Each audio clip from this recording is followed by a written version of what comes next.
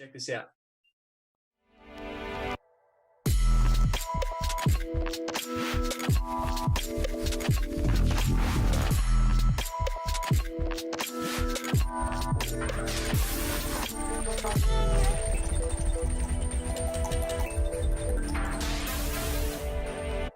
Next up, we have Brendan Newton, who's going to show us a bit of a failure time activity.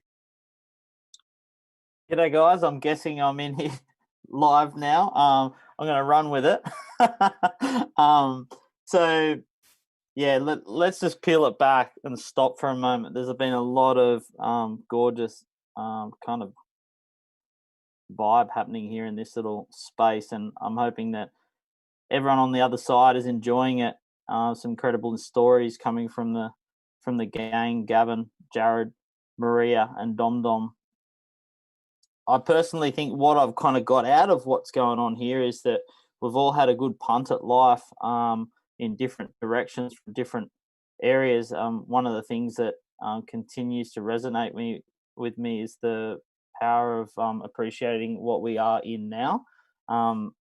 That's something that's become really special for me as I've suffered badly from anxiety. And some people say the definition of anxiety is either living in the future or living in the past. And one thing that's helped me appreciate the moment that we currently experience is a little bit of mindfulness meditation. So we're guaranteed to fail too, which is a great thing. Our mind does funky things, and we're going to do this together. You're just going to follow a few cues from me, and your mind will do all sorts of things, and accepting that is part of the experience. So there's 3 principles I like to take into a bit of mindfulness is be non-judgmental, be accepting, and be curious.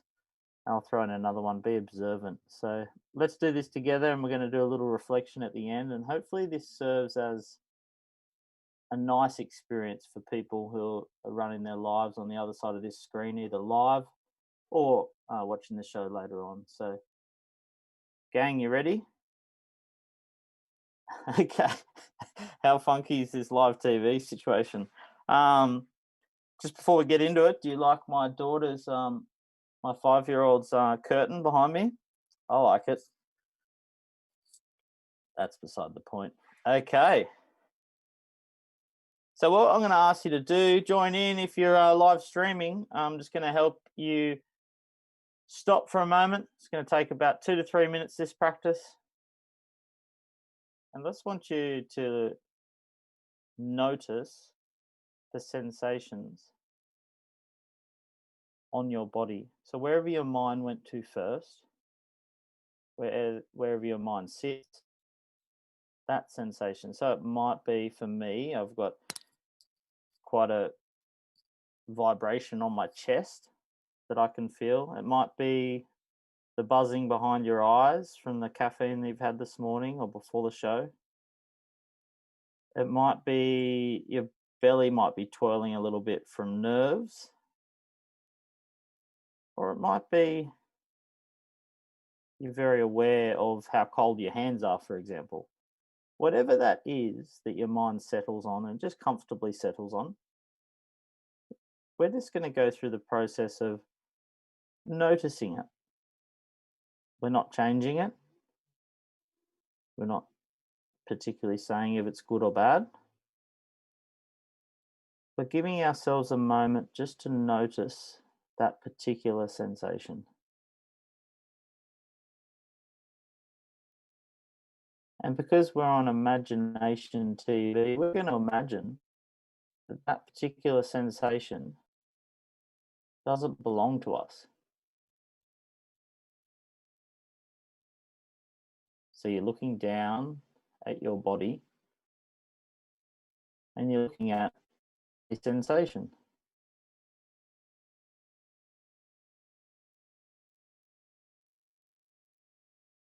And I'll just allow the mentors there on the show to continue in that experience. And I'm going to do a little bit of talking, but you stay there on that sensation, mentors. And for those at home, those who are a little intrigued,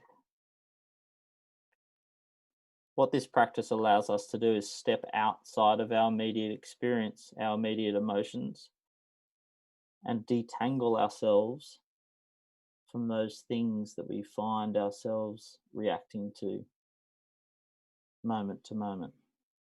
What that allows us to do, the lovely saying from Invictus, that we become the master of our own souls, as opposed to getting caught up in the stream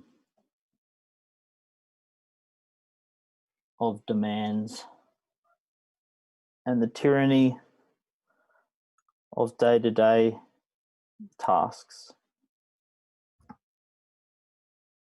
So let's pull away from that gently now, and we're going to throw it to our deadly mentors who've absolutely inspired me today.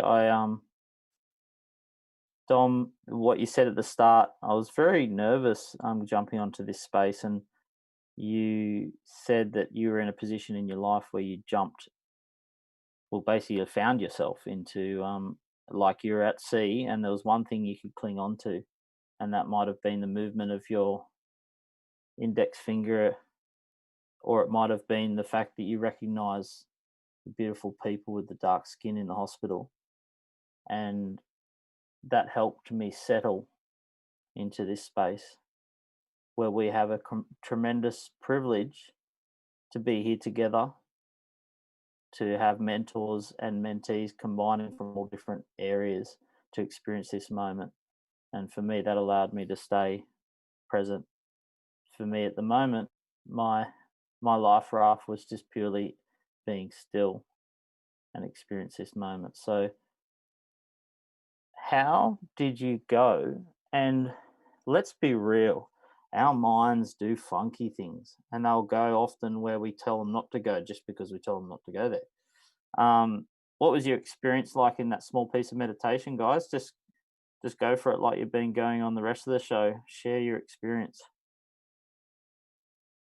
Yeah, I'll go first. So, I live like right next to a busy road on the Gold Coast. So there's a window pretty much to my left here. And there's a lot of noise like construction and cars going past and stuff like that. So I sort of focused on that initially. But then when Brendan sort of spoke about letting go of that and not making it your own, it's not connected to me, but I felt like it was bothering me. So when I sort of disconnected from that, I noticed birds chirping. I noticed the breeze, the different strengths of the breeze and stuff like that. So I sort of just cleared out the noise, man-made noise, and I just listened to the sound of nature, I guess. It's a bit cliche, but that's what I experienced. That's lovely, mate. And the depth of culture that many people on the screen here have inside them, I've got tremendous respect for. And what this practice allows us to do is purely connect with that depth. From what I have learned, so it's not a religious experience or a dogmatic experience. It's purely a spot to stop and see within yourself. So thanks, Cuz. I've been enjoying your stories, man. Hopefully we can get that program over to your islands. Anyone else? Can I jump in here? I actually was thinking about a question you guys asked earlier. And firstly, Brendan, man, I've always loved what you've done at AIM, and you inspired me to want to do things more with AIM as well. So I just want to quickly tell you that. What I was thinking about was who was the famous person I think about. And I really loved Michael Jordan and who he was. And he was there when we were growing up, when black people weren't really seen on the screen. But then I drifted and I started thinking about Eddie Marbert and how much I adore who he is and what he did and how he did it, even though the whole world was like, no. Even his family was kind of like, you're crazy, man. You're fighting something, and look what he did. And then I was just thinking about that, and I was like, okay, if we're going to Tiwi Islands, I have to get up there. I don't know how, and I will back you guys up 100% as I always have. But that's where I went. I went there, and I was like, I got to back them up. They want to go Tiwi. Let's do this. So I love Tiwi Islands. It's a chance to give back in some way to the inspiration Eddie Marbert was. Because when we were in high school, I think it was 92, 93, we were in that spot where we were black kids in a white school, and we had nobody to look for. And the jokes were horrible towards all of us, whether we were Indigenous or not, if you had coloured skin. So Eddie Murray was actually a hero of mine, which I found in some of my journals and my writing. So that's where I went. Beautiful. And as I said, connecting often resonates with our deeper self when we get into this meditation. Maria, how'd you go, mate? Much respect for what you've been up to. I thought that was really cool. I think one thing I really focused on was, you said, paying attention to the sensation in our bodies, but it doesn't belong to us. I think for me, I had two different things. So when I get nervous, I tend to clam my hands together. So a lot of my focus was letting go of my, like, that weird, some tingly feelings in my hands, and knowing that it doesn't belong to me. And just kind of had a weird moment with that. And yeah, it was cool. I liked it. That's cool. Thanks, mate. And happy if people didn't like it also, but tell me, what do you reckon, Jared? Yeah, I guess it reminds me a lot of what I used to do before I would perform, go on stage as a musician. I would take a moment to kind of think about what I'm about to do. And I often used to get nervous quite a bit when I was younger. And I have essential tremor, so I shake involuntarily. And for your vocal cords, when you're singing, that makes you sound very nervous on top of already being nervous. So kind of what I used to do before I would go on stage, I would think about, okay, the person going on stage is like the old version of me, and then the future version of Jared is going to be like, wow, that was like mad. I'm so glad that I did that. So I kind of don't even think that I'm experiencing it. Like, I'm just doing it, kind of thing.